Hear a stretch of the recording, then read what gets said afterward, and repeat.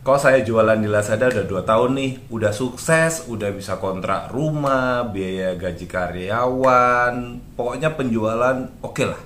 Tapi sejak 2 bulan terakhir ini kenapa kok penjualan tiba-tiba drop banget? Apa yang salah ya? Bagaimana solusinya? Yang pertama, solusi dari saya adalah kalau jualan jangan cuma di satu tempat. Jadi kalau selama ini jualan cuma di Lazada, ya harus mikir juga nih, jualan juga di Shopee, Tokopedia, Bukalapak, Blibli, dan lain-lain. Atau kalau bikin toko di semua tempat, saya nggak ada SDM-nya, kalau mau bayar gaji karyawan lagi pusing lagi. Oke, fokus dulu minimal 2 tempat. Jadi kalau selama ini cuma Lazada, ya tambahlah Lazada sama Shopee, atau Lazada sama Tokopedia, Lazada sama Bukalapak, dan lain sebagainya. Jangan cuma satu tempat. Jadi seperti jangan meletakkan telur di dalam satu keranjang ya. Jadi kalau begitu toko kalian di Lazada problem, kalian nggak bisa apa-apa. Jadi berusaha untuk bagaimana caranya supaya kalian itu memiliki sumber omset dari berbagai tempat. Contoh seperti saya banyak Lazada, Bukalapak, Shopee, Tokopedia, ya. Selain itu dari online, dari website, dari segala macam, bahkan juga dari offline, dari sosmed. Kita memiliki berbagai sumber untuk mendapatkan omset kita, sehingga kalau di satu tempat mengalami penurunan, kita masih bisa mengandalkan tempat lain sambil fokus memperbaiki. Kenapa di toko di Lazada mengalami penurunan? Nah, itu harus pelajari. Kebanyakan orang-orang sekarang itu kalau jualan di Lazada omsetnya gede, pamer gitu kan. Wah, omsetku gede, sharing.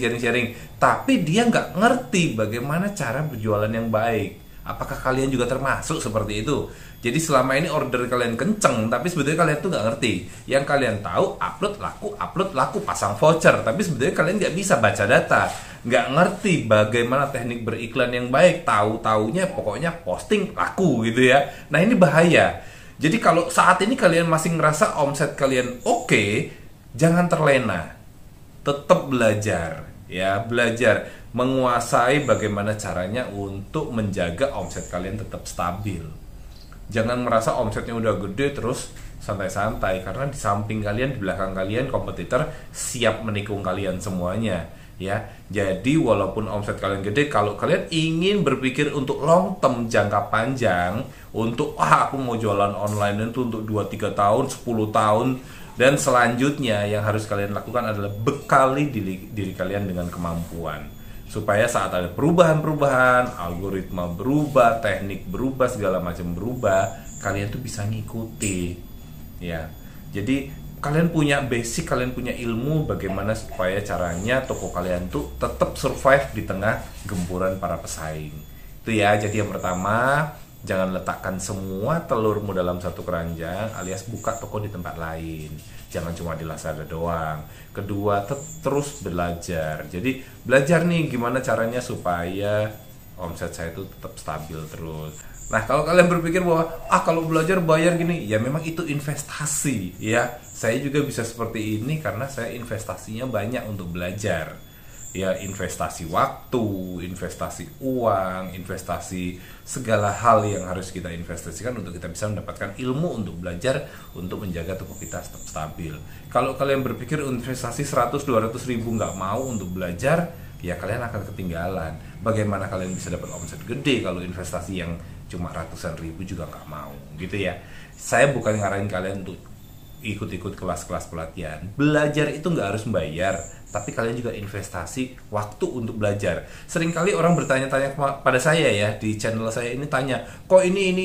Saya juga bingung, kenapa? Karena di video itu sudah saya jelasin, tapi dia nggak ngerti. Dia milih tanya dulu daripada nonton videonya. Ini keterlaluan kalau saya bilang ya. Keterlaluan kalian lebih suka mendapat jawaban langsung dari pertanyaan kalian, padahal apa yang kalian tanyakan sudah ada di video.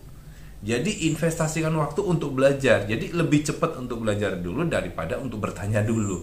Masalahnya orang Indonesia lebih suka bertanya dulu daripada mencari tahu terlebih dahulu. Dan yang paling penting dari semuanya, kalau kalian ingin tetap survive dengan toko kalian tuh paling penting itu adalah baca data. Itu yang paling penting. Data bisnis analisis. Shopee, Lazada, Tokopedia, Bukalapak semua menyediakan data. Nah, dari data yang ada itu belajarlah mengolah datanya. Problem kalian tuh di mana? Jadi seperti dokter nih ya. Kamu tuh ada orang sakit datang, kamu tuh tahu. Jadi nggak sembarangan kasih obat. Jadi orang sakit tuh dokter pasti tanya dulu sakitnya apa, udah berapa lama, cek, mungkin nadinya dicek, detak jantungnya dicek, semuanya dicek. Akhirnya dokter baru bisa ngambil kesimpulan, oh kamu sakit ini, obatnya ini. Sama di toko ya. Di toko kita itu problemnya kita harus tahu dulu. Tidak semua toko problemnya sama. Jangan jadi misalnya kamu sharing sama temenmu kasih solusi seperti ini, belum tentu tepat sama toko kamu, karena solusinya bisa berbeda-beda. Toko kamu sakitnya batuk, toko teman kamu sakitnya kanker, ya. Dia bilang kalau kamu mau sembuh, kamu kemo, gitu kan. Nggak bisa, karena kamu cuma sakit batuk di kemo, bukannya sembuh malah mati.